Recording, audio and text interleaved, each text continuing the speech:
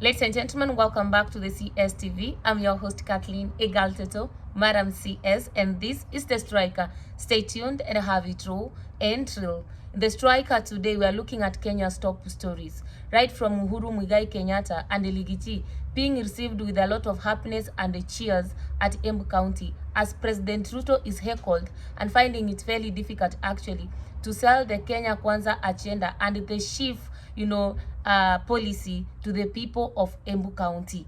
And before we actually dive into this, because it was happening during the inauguration of a new bishop, Peter Kimani in Embu. If you are new to this particular channel, kindly welcome home, karibu nyumbani. Remember to subscribe, like, share, and comment on our videos. Turn on the notification bell so that the next time we are uploading a video, YouTube will automatically notify you. If you are a returning subscriber, thank you for tuning in. Thank you for your continued support. Kindly remember to like, share, and comment on our videos. Now, we go to the agenda of today. Yesterday was a very, very big day for the Catholic congregants of Embu County and the Embu region. You know, the Embu diocese was receiving a new bishop, and this event turned out to be a political handshake for Kenya's politicians. We saw Uhuru Kenyatta there, the president himself, Ruto, was there, the deputy president, Professor Kindiki, the former deputy president, Rigiji, like all these people were there. And so many things happened that actually are trying to read and tell Kenyans about the political mood of this particular day. It all started with President Ruto, the former president Uhuru Kenyatta, being invited to come and talk. As he was talking, the moment he stood up, even the way the moment his name was mentioned, the crowd was very, happy, it was cheering. And one could wonder, why was the crowd very happy actually when Uhuru Kenyatta was talking, or his name was done what? Was mentioned. Uhuru Kenyatta warned the Kenyan citizens and the people in the mountain actually against voting for President Ruto. And now the economy is bad. People are crying taxation, people are crying the cost of living and employment, etc. And Ligiti has been actually impeached, and Ruto did nothing to reparate him. It's the time they are realizing actually Uhuru Kenyatta was right. So I think the people are kind of, we are sorry, Uhuru Kenyatta, we are apologizing. You are our president. We could have listened to you. So the people are very, very much happy about Uhuru Kenyatta. And this tells you one thing. Maybe during Uhuru Kenyatta, people were better than the way they are right now. You understand? In terms of taxation, in terms of service deliveries, etc. So people really were very happy to see President Uhuru Kenyatta, and you saw that even when he was leaving, people were following him, chanting, "Ruto must go, Uhuru Kenyatta, we love you, Ruto must go." That was a very serious signal that was being sent to President Ruto, and I'm going to discuss it in my next point here. And you realize that Uhuru himself actually didn't want to engage much in terms of politics. He even told the bishop that, you know what, let me speak, come here, I give you my bahasha, and my bahasha is not a brown envelope, it's a white envelope. Come, I give you my bahasha, and I go, because I don't like noise, because nowadays inaniumanga kichwa. So it tells you one thing. Uhuru Kenyatta didn't want to engage in any political exchange with any of the politicians that were available at the event. And then there was this one person, Manirigichi. Manirigichi had confirmed his attendance to the event, but something happened about Ligichi. Rigichi was given a seat very far from the high table, by the way. Nobody actually recognized him as the former president of the Republic of Kenya, apart from the bishop. One could expect that maybe he could have been at the high table, but maybe behind. But he was there like with other politicians, the members of parliament who support him, and he was like a normal person, like a common citizen. Nobody gave him much attention. Even the Kamelas Gajawa, the media, what's wrong with you? They did not even actually assume we see Rigichi so well. But something happened. When the bishop spoke about Rigichi, when he was recognizing the presence of Rigichi, the crowd was cheers. They were very happy to see Rigichi, and they were very happy Rigichi being mentioned.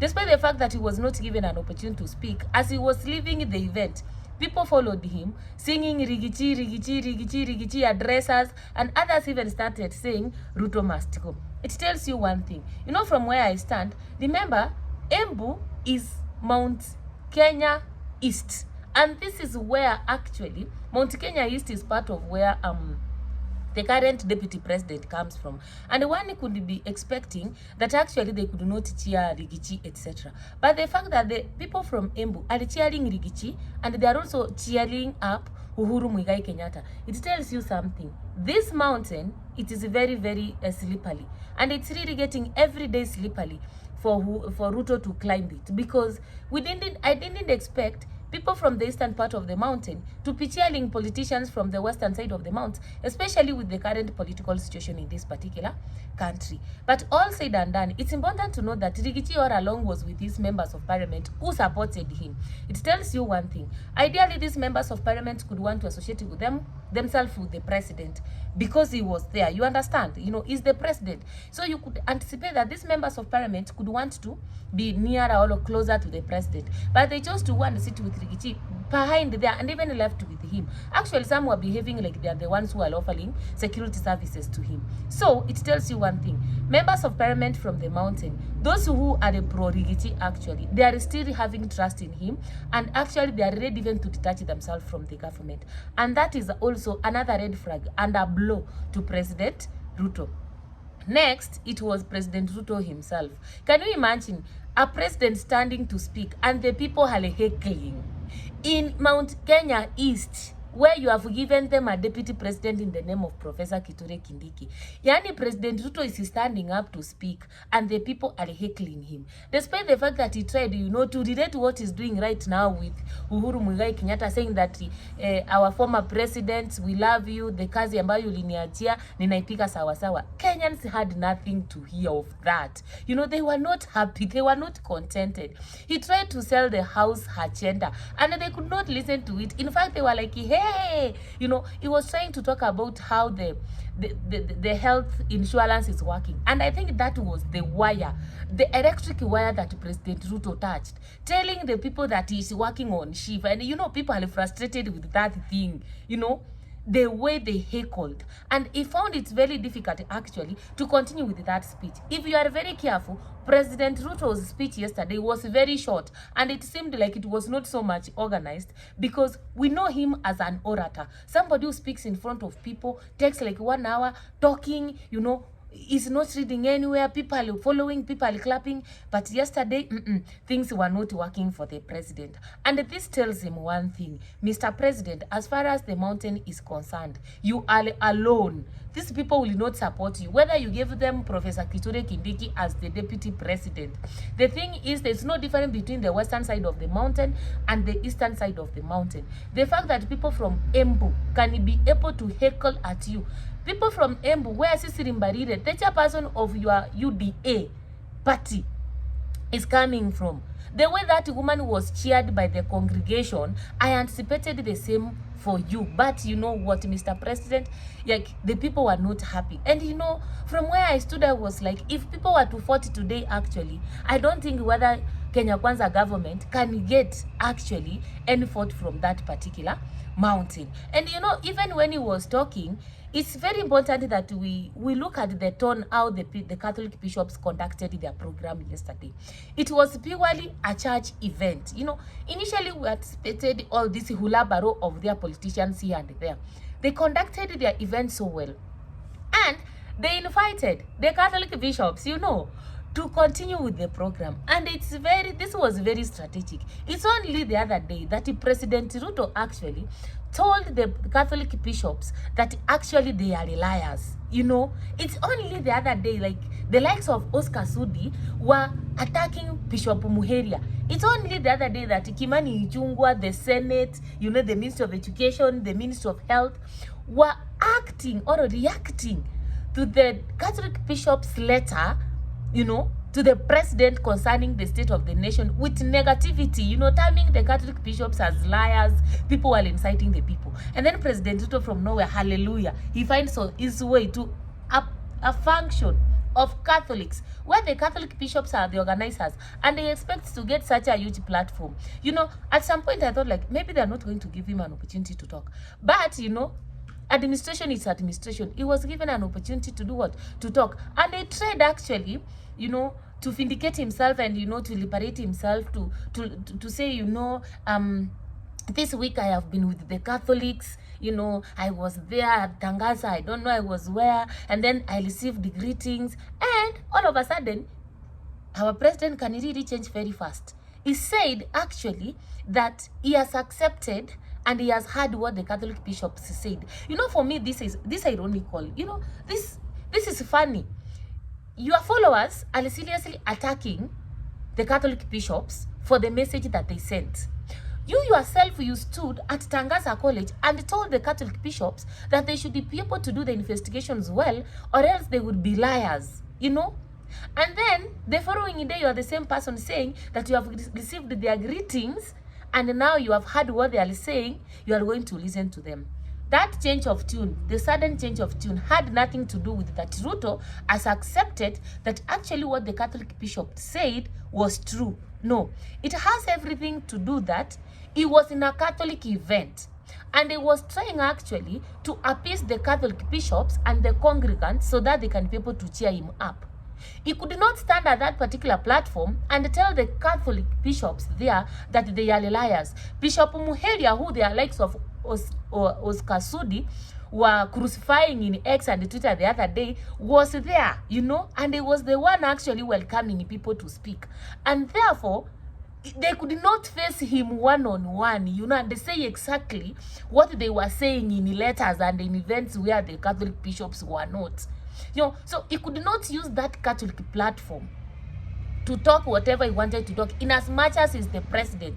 That is the time President Ruto realized that actually there is power in the church, and it is the same church that gave him actually the thoughts that he has today as the president of this particular republic. So it was like he has to go there, you know, play cool and see whether actually can be able to appease the congregation so that they can cheer him up. At least he can feel like a popular president. But it did not work. You understand? Because immediately he received the platform and they say that he has accepted what the Catholic bishop said. He started selling the Kenya's Kwanza agenda, which does not resonate well with the people. The shift is something that is not very popular among the Kenyan people. We have seen, you know, images of people crying. They have not received dialysis. People are using money in hospitals. Hospitals are not ready to accept that thing because they say they are owed from the former NHIF. You see, so President Ruto got it wrong. And honestly, from where I speak, what happened in Embu yesterday should be a very serious political message to President Ruto.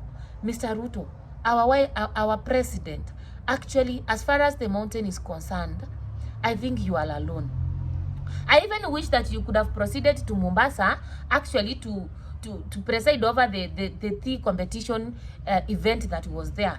There you could have been received very well, actually. Very well. I'm sure there you could have been received very well and nobody could have heckled you. That one I'm sure. But going to Embu was a very big miscalculation, and even the agenda you went to sell there in terms of shift was a very big miscalculation, was a very big blunder.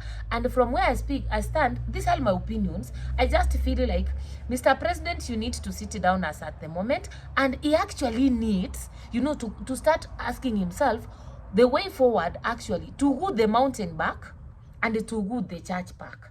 Because, you know, once the pastors have spoken, once the priests have spoken in this particular country, it doesn't matter the name of the pastor. Even if it's a pastor of a church with only 2 people, even if it's a pastor who has not gone to school, once they have spoken, the religiosity and the spirituality sinks with the Kenyan people than any other policy that you can be able to give them, than any other money that you can give them. That's why Kenyans can sell their property and give it to the church. But they cannot sell their property and fund your campaign. They cannot sell their property even to reparate themselves. So you understand? So the thing is, from where I stand, it was very clear. Ruto, you have lost the mountain. He has lost the church. And he has to go back to the drawing board and find out what can he do. Those are my opinions. What do you think are your opinions? Drop them in the comment section below. And yeah, see you next time. Ciao.